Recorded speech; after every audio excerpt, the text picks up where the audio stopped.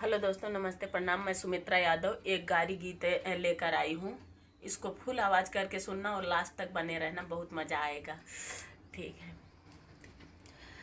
ऐसन बाराती न देखे अभी तक, कजिया करई धकी धक, कजिया करई धकी धक। ऐसन बाराती न देखे अभी तक, कजिया करई धकी धक, कजिया करई धकी धक।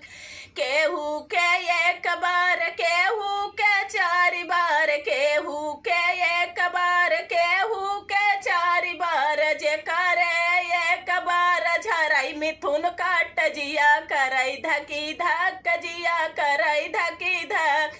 जे करे एक बार झरई मिथुन काट, जिया करई धकी धक, जिया करई धकी धक। ऐसन बाराती न देखे अभी तक, जिया करई धकी धक, जिया करई धकी धक।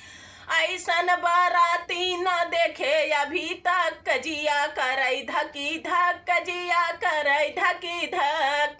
केहू के एक आँख, केहू के चार आँख, केहू के एक आँख, केहू के डेढ़ आँख। जे करे एक आँख तकई टकी टक, जिया करई धकी धक, जिया करई धकी धक।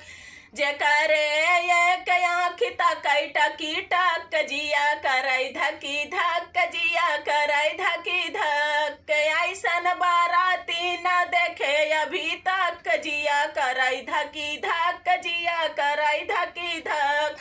ऐसन बाराती न देखे अभी तक, जिया करई धकी धक, जिया करई धकी धक। केहू के एक टांग, केहू के डेढ़ टांग, केहू के एक टांग, केहू के डेढ़ टांग। जे करे एक टांग कूदई घपी घप, जिया करई धकी धक, कूदई घपी घप, जिया करई धकी धक। ऐसन बाराती न देखे अभी तक, जिया करई धकी धक, जिया करई धकी धक। ऐसन बाराती न देखे अभी तक, जिया करई धकी धक, जिया करई धकी धक। केहू के एक मुँह, केहू के चार मुँह, केहू के एक मुँह, केहू के डेढ़ मुँह। जे करे एक मुँह खाई गपी गप, जिया करई धकी धक, खाई गपी गप, जिया करई धकी धक। जे करे एक मुँह खाई गपी गप, जिया करई धकी धक, जिया करई धकी धक।